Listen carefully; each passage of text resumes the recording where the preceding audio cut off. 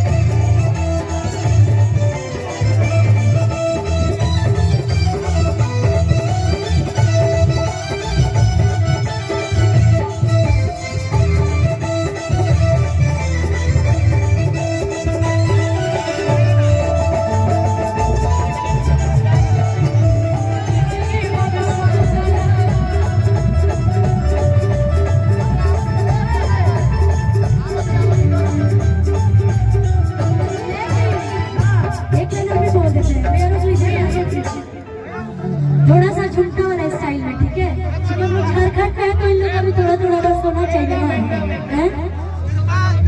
ये रे ओ मोरे पिया ठीक नहीं किया, यो मोरे पिया ठीक नहीं किया। और अभी तो भैया महान क्लब के अध्यक्ष जी आपसे आग्रह